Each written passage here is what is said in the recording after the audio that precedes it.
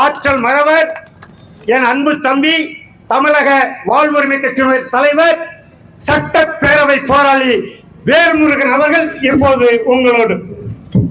பாசன உரிமை பாதுகாப்பு இயக்கத்தின் தலைவர் அன்புக்குரிய அண்ணன் தமிழ் தேசிய போராளி 50 ஆண்டுகால அரசியல் பொதுவாழ்வுக்கு சொந்தக்காரர் பெயனரசு அவர்கள் ஒருங்கிணைப்பில் நடைபெற்றுக் கொண்டிருக்கிற இந்த ஆர்ப்பாட்டத்தின் தலைவர், தமிழர் விடுதலை களத்தின் தலைவர், வழக்கறிஞர் ஆற்றல் மறவர் ராஜகுமார் அவர்களே, நிகழ்ச்சியில் முன்னிலை ஏற்றிருக்கின்ற ராஜேஷ் முழவர் அவர்களே, சகோதரி குயிலி நாச்சியார் அவர்களே, அசோக் அவர்களே, நயினார் அவர்களே, அருண் விஜயன் அவர்களே, பழனி அவர்களே, எனக்கு முன்னால் சுருக்கமாக செய்திகளை சொல்லி விடைபெற்றிருக்கின்ற அணு உலை எதிர்ப்பு போராளி என் பேர் அன்புக்குரிய அண்ணன் உதயகுமார் அவர்களே, எனக்கு முன்னால் சுருக்கமாக செய்திகளை பகிர்ந்து சென்றிருக்கின்ற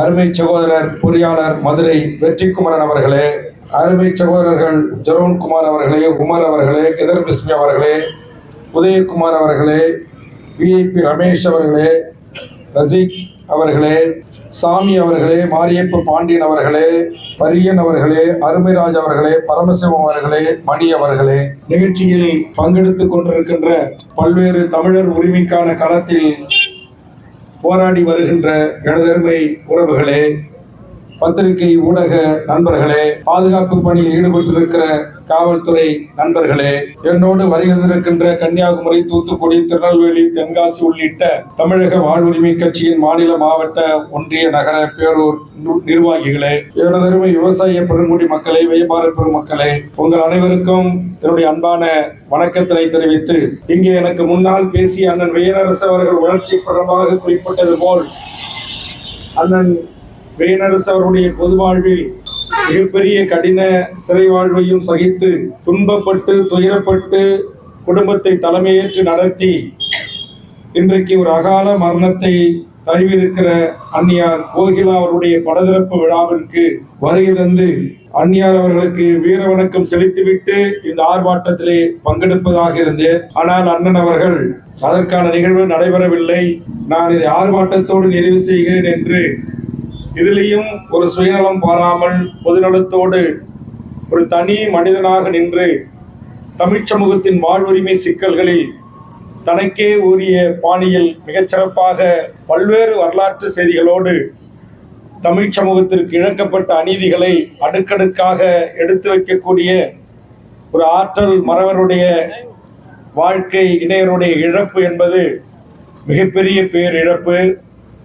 அதிலும் கூட எங்கள் அருமை நண்பர் வழக்கறிஞர் ராஜகுமார் அவர்களோ அல்லது எங்கள் வெற்றிக்குமரன் அவரிடத்திலோ இந்த அமைப்பிலே பங்கெடுக்கக்கூடிய எந்த ஒரு பெரிய ஒரு இயக்கத்தினரிடமும் இந்த நிகழ்வை நடத்துவதற்கு ₹1 கூட நன்கொடை இல்லாமல் தன்னுடைய வாழ்க்கை துணையால் அவர் கஷ்டப்பட்டு கடினப்பட்டு உழைப்பால் உதிரத்தை சிந்தி சேகரித்த பணத்தில் இருந்து இந்த பொது நிகழ்வுக்கு செலவு செய்து இங்கு நம் அனைவரையும் அழைத்து ஒரு விழிப்புணர்வை உருவாக்க வேண்டும், அதனூடாக ஆளுகின்ற தமிழ்நாடு அரசு இங்கே முன்வைக்கப்பட்டிருக்கிற இந்த 12 கோரிக்கைகளுக்கு செவிசாய்க்க வேண்டும் என்ற நல்லெண்ணத்தில் அண்ணன் வேலரசு அவர்கள் இந்த ஆர்ப்பாட்டத்தை ஒழுங்கு செய்திருக்கிறார்.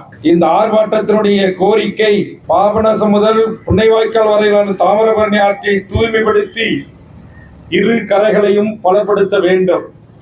இது ஒரு கட்சிக்கோ ஒரு மதத்திற்கோ ஒரு சாதிக்கான கோரிக்கை அல்ல. தூத்துக்குடி மாவட்டம் தாமிரபரணி பாசன உரிமை உள்ள 53 குளங்களையும் முறையாக தூர்வாரி கரைகளை பலப்படுத்த வேண்டும், வலுப்படுத்த வேண்டும். இப்பெல்லாம் எப்படி கரைகள் வலுப்படுத்தப்படுது என்பதை தெரிந்து இந்த கோரிக்கையை முன்வைத்திருக்கிறார்கள். ஆற்றை ஆக்கிரமித்து காலாகி வரும் வனத்துறை ஆற்றிலிருந்து வெளியேற்ற வேண்டும். ஆம், காட்டை பாதுகாக்க தவற நீங்க ஆற்றை பாதுகாக்கிறோம் என்கிற பெயரில் எமது பூர்வீகுடி விவசாய மக்களின் கால்நடை மேய்ச்சல் நிலங்களாக இருந்ததை கூட வனமாக்கி கொண்டு தற்போது ஆற்றையும் கையகப்படுத்தி கொண்டு இன்றைக்கு விவசாய பெருங்குடி மக்களை மிகப்பெரிய துன்பத்திற்கு துயரத்திற்கு ஆளாகிற வனத்துறையினுடைய போக்கை இந்த கூட்டம் மிக வன்மையாக கண்டிக்கிறது.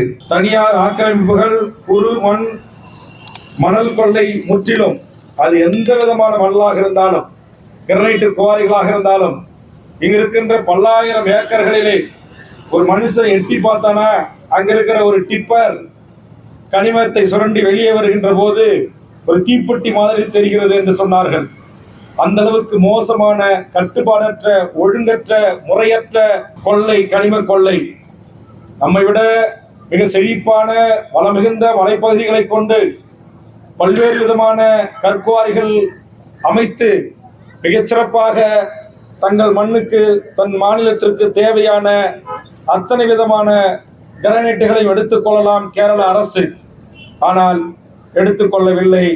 அவன் மிக நேர்த்தியாக, அழகாக திட்டமிட்டு நம்முடைய மாநிலத்திலிருந்து நம்முடைய உறவுகள் மூலமாக கட்டற்ற இந்த கொள்ளையில் ஈடுபடுவதை ஊக்குவித்து அவன் தேவைகளை பூர்த்தி செய்து கொள்கிறான். அந்த குறைந்தபட்ச அறிவும் தெளிவும் கூட நமக்கு இல்லை.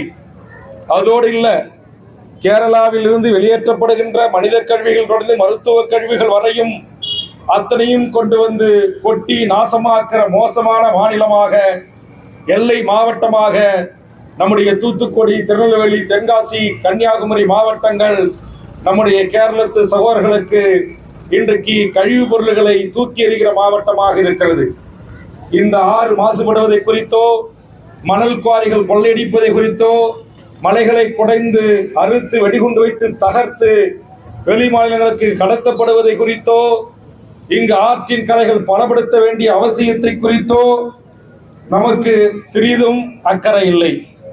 பன்னாட்டு பணக்கார பெரும் நிறுவனங்கள், கோக், பேப்சி நிறுவனங்களுக்கு ஒரு நாளைக்கு கோடிக்கணக்கான மில்லியன் லிட்டர் தண்ணீரை உறிந்து கொள்ளலாம். அவர் லிட்டருக்கு 0.01 பைசா கொடுத்தால் போதும் என்ற அரசுடைய ஒப்பந்தத்தை எதிர்த்தும் அந்த தண்ணீர் உறிஞ்சுவதை தடுத்து நிறுத்தப்பட வேண்டும் என்பதற்காக கங்கை கொண்டானில் ஆயிரக்கணக்கான மக்களை திரட்டி மிகப்பெரிய போராட்டத்தை தமிழக வாழ்வுரிமை கட்சி முன்னெடுத்த போது அன்றைக்கு காவல்துறையில் தடியடிக்கு 15க்கு மேற்பட்ட கட்சியினுடைய நிர்வாகிகளும் நாங்களும் முகம் கொடுத்தோம். அதில் மண்டை உடைந்து ரத்தம் சொட்ட சொட்ட முழக்கமிட்டவர் தான் என் அருகாமையில் நின்று கொண்டிருக்கிறேன் கட்சியினுடைய தோழர் ஜெரோன்குமார் அவர்களும், அண்ணன் மணி அவர்களும், இன்னும் கணேசன் போன்றவர்களும், எங்களுடைய மாநில பொருளாளராக இருந்த அக்ரமகான் போன்றவர்களும் 15 பேர் மண்டை உடைக்கப்பட்டது. என்னோடு சட்டப்பேரவை உறுப்பினராக இருந்து பங்கெடுத்துக் கொண்ட காவேரி போன்றவருடைய மண்டை உடைக்கப்பட்டது. நாங்கள் சிந்தி அந்த ரத்தம் வீண் போகவில்லை.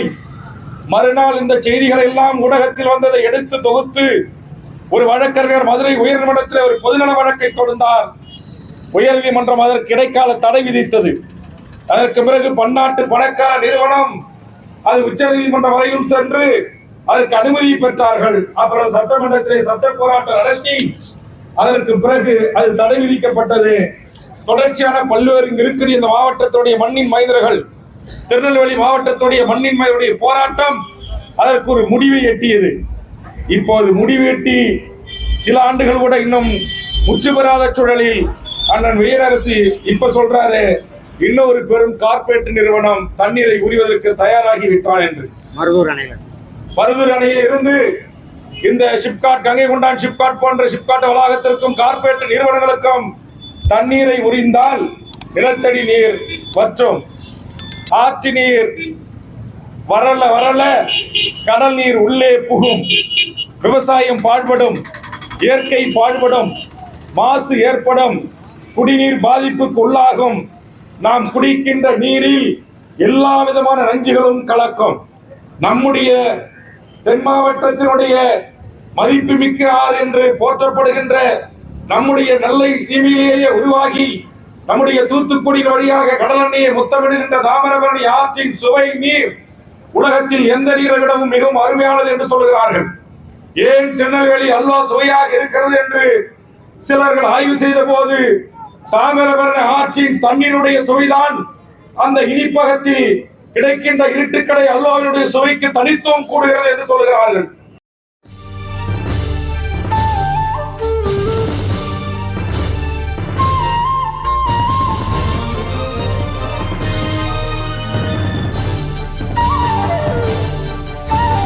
தாயின் மொழி மறந்தோ, தமிழர் உரிமையெல்லாம் இழந்தோ, தன்னல பெருமைகளால் அன்னை தமிழுக்கு தீங்கிழைத்தோ.